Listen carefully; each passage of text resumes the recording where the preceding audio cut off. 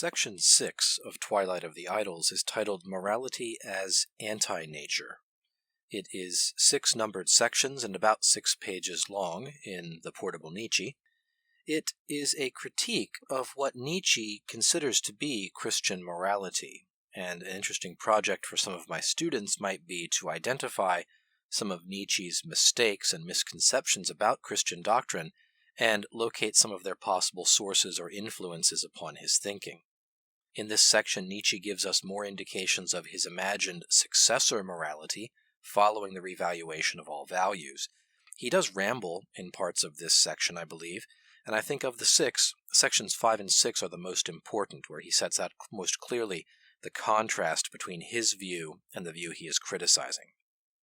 In section 1, Nietzsche discusses the nature of passion and says that passion always contains an element of stupidity before passion is spiritualized and elevated by culture. Some thinkers have reacted to this element of stupidity by seeking to ban the passions completely, and he assigns this approach especially to Christianity, and he quotes from the Sermon on the Mount, "If thy eye offend thee, pluck it out," to say this is the Christian view of the passions is simply that they should be destroyed and torn out. This is the ascetic instinct.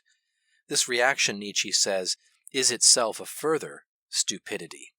Christianity, however, he says, was founded on opposition to passion and would never have been able to spiritualize it anyway. So there was no hope that Christianity would have been able to be affirmative of life in the way that Nietzsche wishes to be.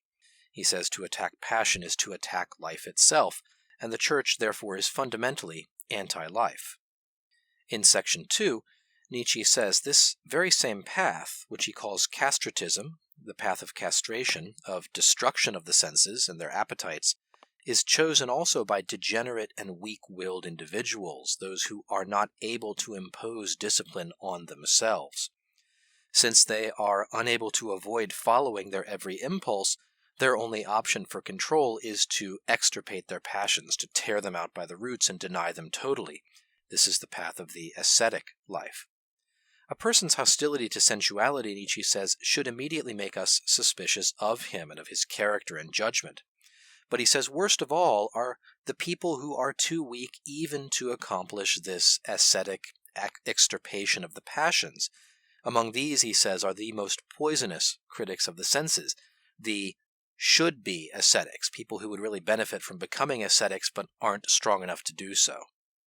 In section 3, Nietzsche identifies the spiritualization of sensuality with love and calls it a great triumph over Christianity.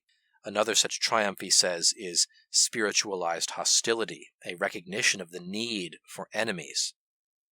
Here, Nietzsche also contrasts the way people formerly thought with the way he thinks and the way he believes future people will think.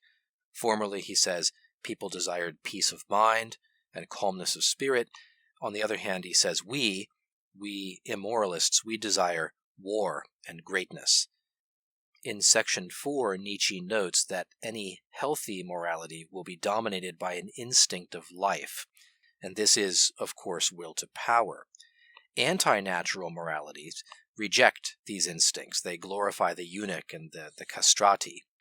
These are the moral positions that he's opposed to and wishes to destroy.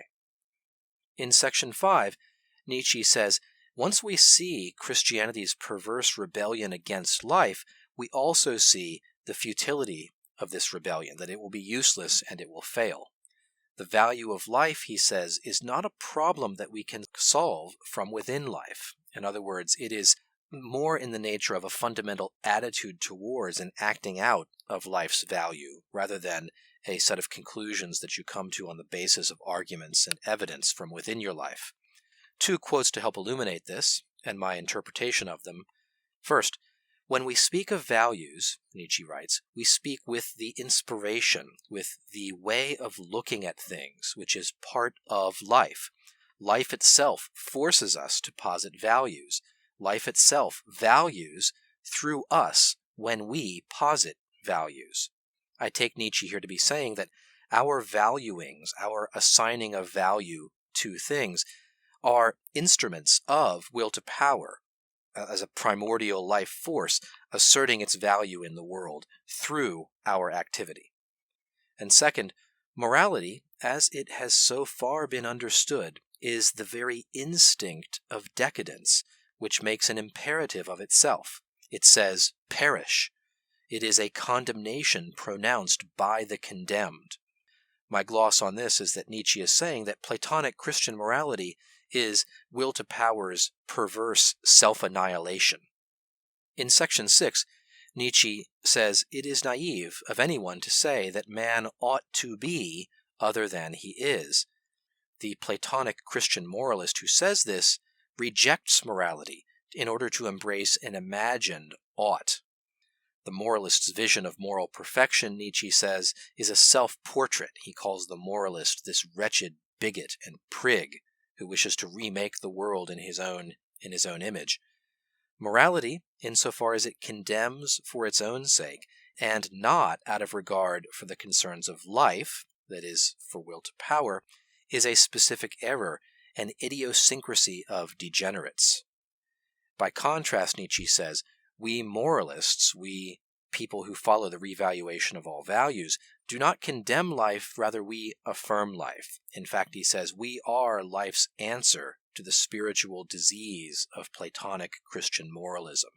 This diseased morality and civilization has called forth a reaction, and Nietzsche himself is the reaction. His revaluation of all values is life's way of reasserting itself in order to conquer this perverse and diseased Christian moralism. That brings us to the end of the 6th section of Twilight of the Idols. We'll talk about the 7th section next. Goodbye.